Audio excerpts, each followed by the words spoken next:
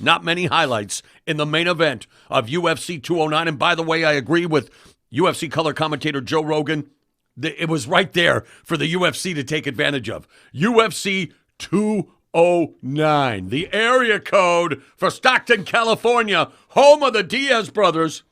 Hey, back up the Brinks truck and put him on the card bus. I mean, with all due respect to Tyron Woodley and Stephen Thompson, involved in one of the most compelling and best fights of the year, UFC 205 in November, where, again, that ended in a majority draw, a little controversially as well. But in the rematch, my man, you talk about having way too much respect for each other. I didn't get to see the fight until I got home from New York, and I didn't sleep till Brooklyn. I didn't catch much sleep on the way home from Brooklyn. Those first 2 rounds put me to sleep, Big Daddy. Oh, man. It wasn't. I mean, this is also, you have to understand this. Before the fight, Woodley said he was going to finish the fight. Wonder Boy said he figured Woodley out, but both didn't do a lot. So everything is set high, and then when it goes a little low, and again, it's understandable. You mentioned, everybody mentioned it, because both these guys, when they made the mistake the first time, we thought Thompson kicks for the first time, he got taken down, and then he got hit really hard by Woodley. That was the first time when they met. So yeah, it's understandable, but don't say I solved the Rubik's Cube, because it didn't happen. You didn't and then solve you're going to have to fight anything, and you're right. Woodley saying he's going to finish him. Thompson saying he's figured out Woodley well. For a main event and a card already that was rocked by the news that Khabib Nurmagomedov would not be fighting Tony Ferguson in that 5-round co-feature to determine the number 1 contender for the UFC lightweight title. To me, that was the most anticipated fight on the card, but Nurmagomedov continues to have weight-cutting issues. UFC President Dana White not happy with how that went down. He says that Nurmagomedov's camp went rogue. They went to the hospital Friday morning instead of going to the UFC's medical department. He says they may have been able to save the fight. I don't know about that, because Nurmagomedov's missed weight before. He's had injury issues. Buddy, this is the 3rd time they try to put this fight together. And Ferguson was going to stay on the card. Michael Johnson stepped up, but the UFC then told him, well, there's no longer an interim title fight. I hate the word interim. No longer a number 1 contenders fight. And you're going to get less money to fight Johnson. What? Yeah. So instead, Ferguson says, thanks, no thanks. They did give him his show money, thankfully, rightfully so. They got to give him some money. And then we get, of course, the main event. So already losing Ferguson Nurmagomedov. Thankfully, there were other great fights on the card, but the main event, that's what you remember, boss. And this was, I mean, you look at social media, all the experts, Dan Hardy, who we respect a lot as a fighter and an analyst, saying the worst welterweight title fight he's ever seen. Woodley has to deliver better performances. Woodley responding to him saying, hey, I thought we were cool. I mean, a little thin skin there from my man from Strikeforce. And I'm a huge Tyron Woodley fan. Oh, me too. But the truth is truth. It's a very simple thing. And, okay, what's the truth here, though, boss? Because a majority decision, the scores were 48-47, 47-47, and 48-47 in favor of Tyron Woodley. Again, sitting through the fight, and there was some action in the 3rd, and we'll get your take here. You'll take us through the fight. Dana White gave it 3-2 to Thompson. Don't always agree with the UFC president, but I'm going to agree here, and that's how I saw it. So adding insult to the injury here is the fact that not only was it an awful fight for the most part, but a lot of people feel the judges didn't get it right. First time, I have to say, I thought Woodley won the very first fight. Why? They had. Oh, the first fight. Oh, yeah, okay. Okay, so second time, it was the other way. Let's go through it. Okay, Thompson is pushing Woodley back against the fence, but he doesn't do a lot. But since he's the instigator in here and constantly pressing, I give round number 1 to him. First round. Dude, they combined for 6 strikes. Yes, 7, I think, in round number 1 and 2, right? Yeah, no, first round, six combined strikes. They were like Tyson Fury and Vladimir Klitschko of the champions. 3 minutes, or something. After 9 minutes, it was 7 significant strikes. After 9 minutes, 7. So, that's round number 2. So after 3 minutes or so, Woodley lands a punch on Wonder Boy, but he was already moving out, so it had no impact. It did cut Thompson a little bit. Both led it, like I said, the 7 significant strikes after 9 minutes, so that says it all. Nothing is really happening, but Woodley attacks as well. If you call it an attack, he's trying to bait. Of course, I meant Thompson here. He's trying to bait Woodley to attack him so he can counter. But, that round also can go to Thompson because he's constantly pushing. Round number 3, Woodley gets a takedown. That gets him the round number 3, I would say. But it's only there on the ground for like a minute because then Wonderboy gets up. No damage done by both fighters. Woodley drops a nice knee once they're up, but that's it. I would say, okay, let's give this round to Woodley. Round number 4, there's 1 minute past. By this time, Woodley lands a nice some head strikes. In total, they say he landed 13 head strikes and Thompson 7. So in the entire fight, 25. I mean, we're talking about 4 rounds here, so that's not a lot. There's a spinning back kick to the head from Thompson that lands. The last minute, Woodley lands a high kick, but sorry, what is it?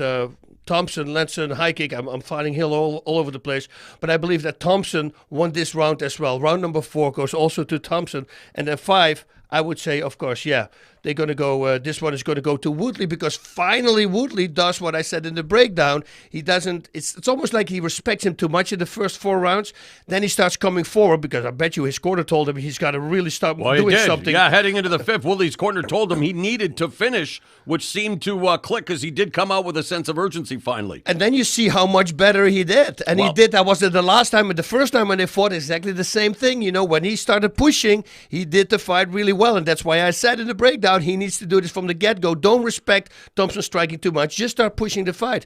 But unfortunately, at the end, you know, I would go, yeah, it's 3-2. Well, but the biggest moment of the fight came with 30 seconds left in the championship affair. Woodley landed that straight right. He was coming on strong. An onslaught of punches that buckled Thompson. He collapsed to the canvas, and he covered up as Woodley's attack continued. And for a moment, our favorite referee, Big John McCarthy, almost stopped the fight right there, but he did let it go to the judges. And was it a 10-8?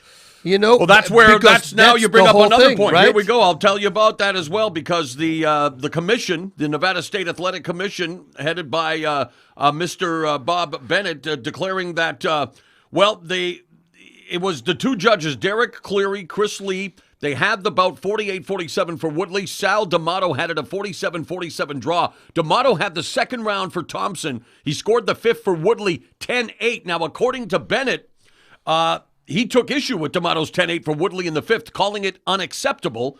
Since Thompson was winning the round until Woodley dropped him and did significant damage in the final 30 seconds. Yep. Now, the one judge that had it 10-8, Bennett said that he went over it in the debriefing. He said that 10-8 was unacceptable, not that it would have affected the outcome of the fight, but just to share it with you. Bennett says, we strive to do the best we can, but we don't always succeed, and that judge should have scored that round 10-9. You know, they're 10-10 scores. They say they try to dissuade 10-10 scores because as a judge, you should be able to find someone that does something even a little bit better.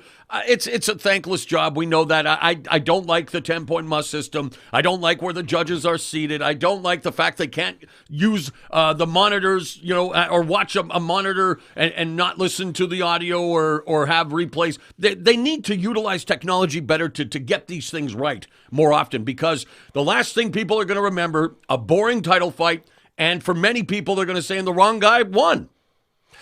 No, you said it, you know, and at the end I do have to say also, when Woodley started hurting him, Thompson, you know, next time throw in a few body shots, because once the hands go all the way up, that's the way to go to bring the hands down, and I understand this is the heat of the moment. It was at the end, and he thought he was going to stop him in round number 5, which, by the way, that would have been something crazy if he would have stopped him there at the end. Why didn't he start with this earlier in the fight? It wouldn't have been as crazy as what Darren Elkins did in the prelims, though. Oh, that was against awesome, Bektik, who was Mirsad Bektik, excuse me, who undefeated. I mean, Darren Elkins, the tattoo on his chest, the damage, he absorbed a hell of a lot of damage in that fight. Bloodied in the first round, and yet in the final round, Bazito, he comes through, one of the biggest come-from-behind wins that I can remember inside the octagon. It's like I remember those days of Scott Smith and Pete Sell, the final second thing there. Scott Smith against Kung Lee in Strike Force. Scott Smith always, man. Yeah. But Darren Elkins, who just like Scott Smith,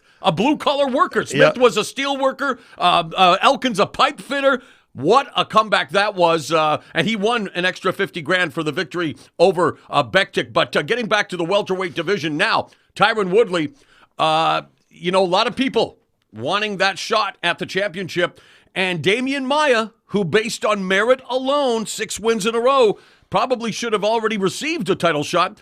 Instead, he's going to be back in the octagon against Jorge Masvidal. Game bred, always tough. I mean, a styles clash for sure, but man, if Maya gets you to the ground, it's usually game over. That's the thing, and and every time, in the past, I said, he's fighting a really good wrestler right now. He's probably not getting him on the ground. He's going to be in trouble. Boom. He wins again every single time. I have so much respect for this guy. He's so good on the ground, and what he said in the past, he said, I just want to show the people that you can still win fights with solely Brazilian jiu-jitsu. And boy, he's doing it. He's pure, and Woodley now, who was unbeaten in 5 fights, hasn't suffered a defeat since that June 2014. His 2 consecutive UFC title defenses, and now third most among current champions behind flyweight king Demetrius Johnson.